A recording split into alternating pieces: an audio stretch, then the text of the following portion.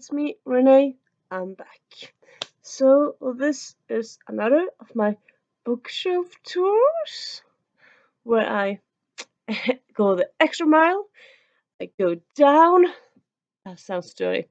I go to the level of the shelf, show the shelf. Instead of filming no shelf, I film by the shelf in question and I talk about it.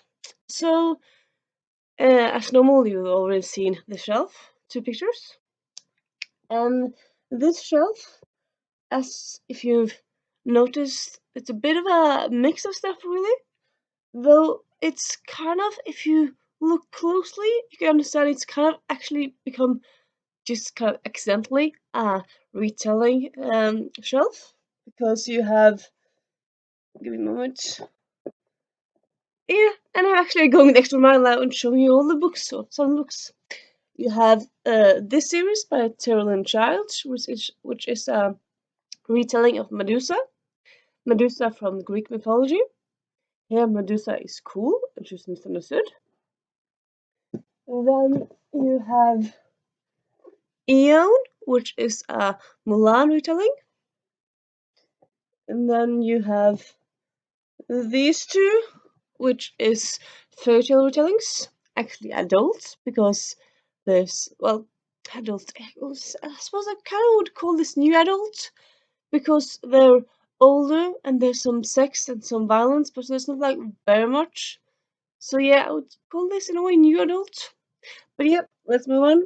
And then you have, well, then you have kind of some non-retellings, like Hexo. It's not only will say it's retellings. Starry Nights, it's retellings-ish, because you use real people, some real people, and then you use real concepts, but it's not a retelling step by step of a known story. It's more like reimagining, reusing. What do you say? How do you call it when you use like Norse mythology, but you don't retell a specific story? Is it reimagining? Reusing? I'm not sure. Do you know? Please tell me. And then you have over here more retellings. Also, wait, you have some retellings, and then you have some non-retellings. So yeah, it's a bit of mix, really.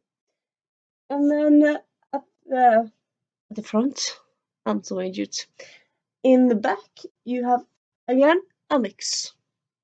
So you have, um, so you have some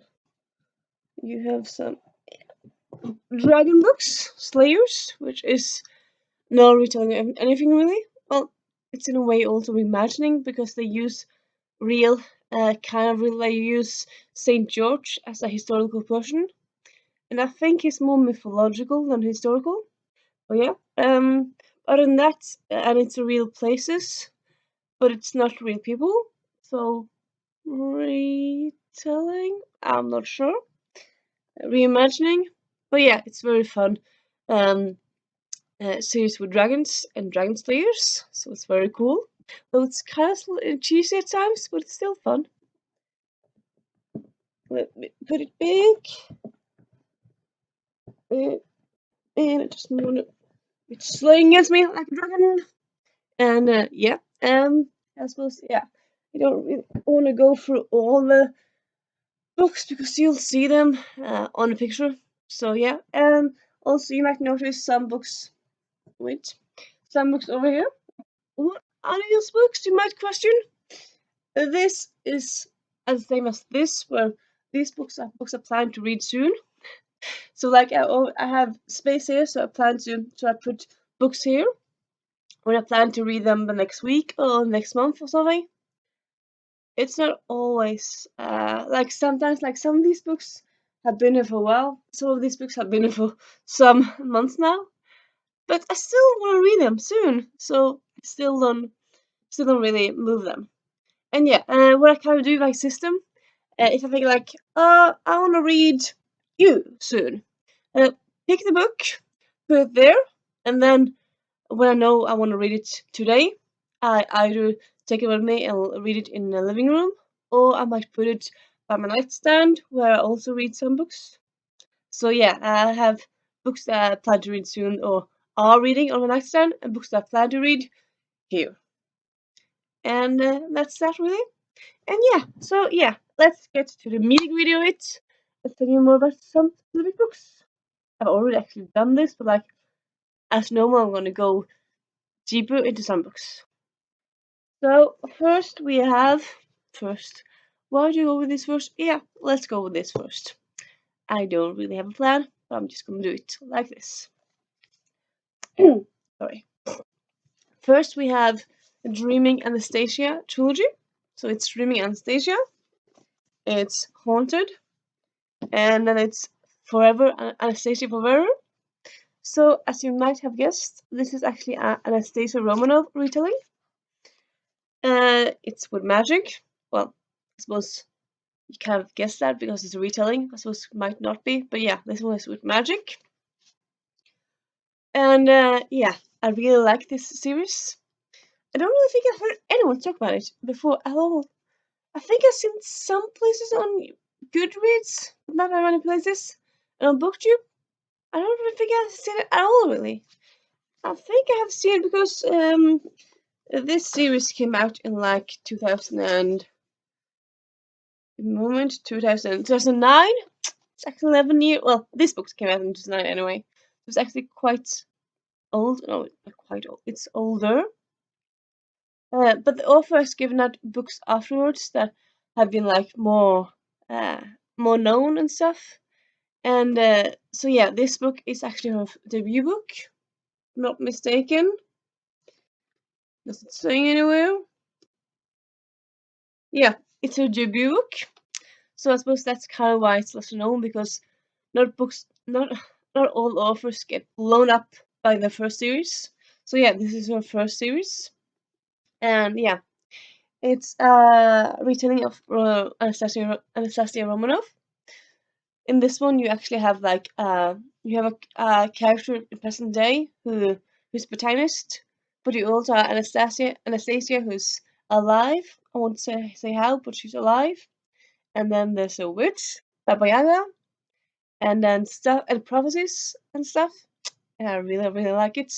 And also this series, one of the things I highly enjoy about it is that the love interest is shy. Like most love interests, usually in books, they're either cocky or they have confidence. They know that they know stuff and stuff. Like they're not cocky, but they're not shy.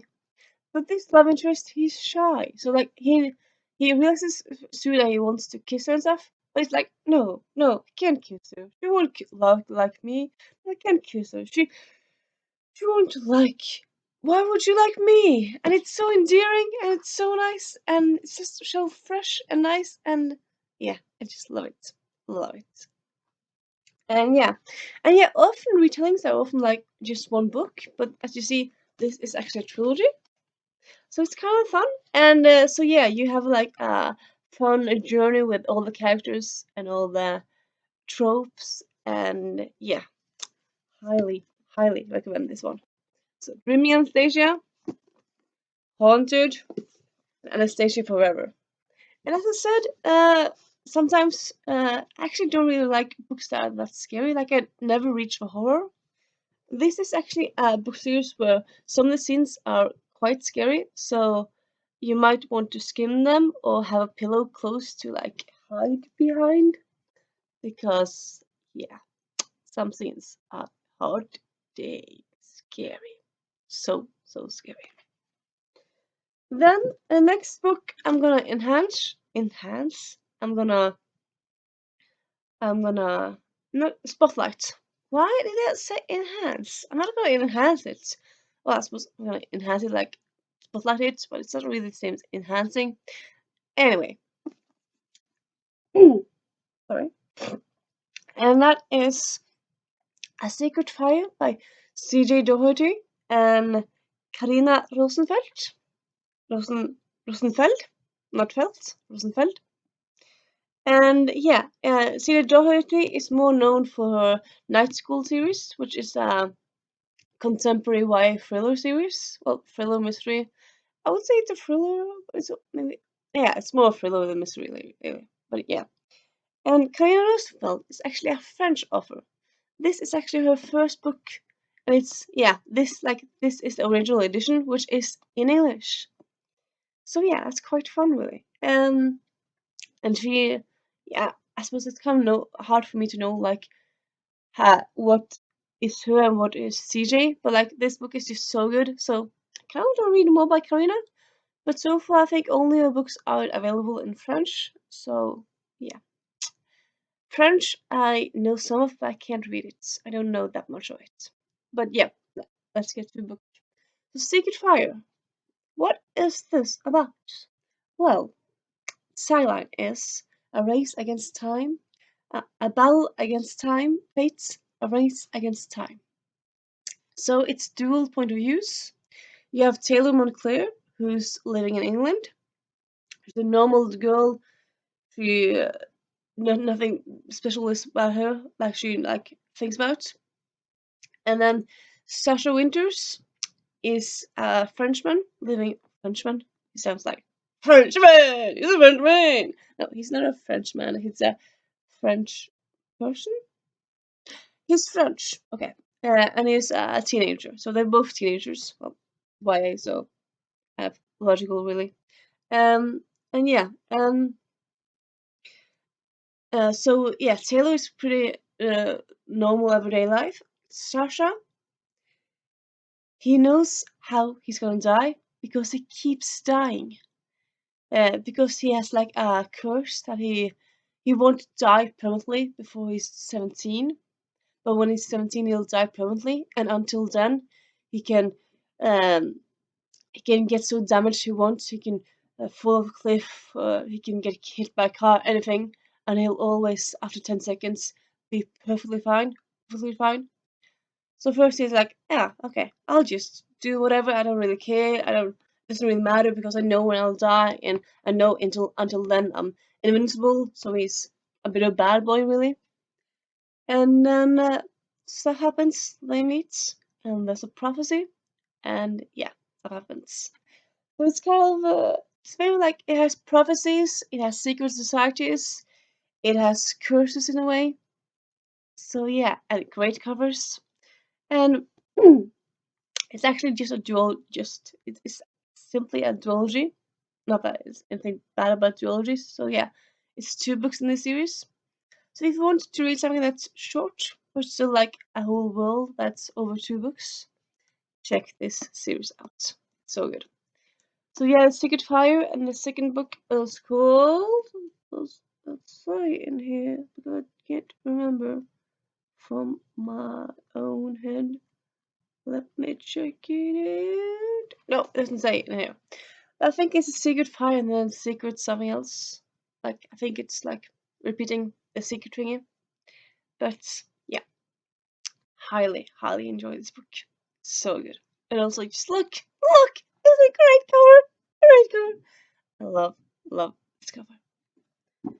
And yeah, and that's my retelling fantasy mix series. Well, I suppose you could call this retelling slash um urban fantasy series shelf, because these books either they're retellings or they're urban fantasies. So yeah, let's call it that.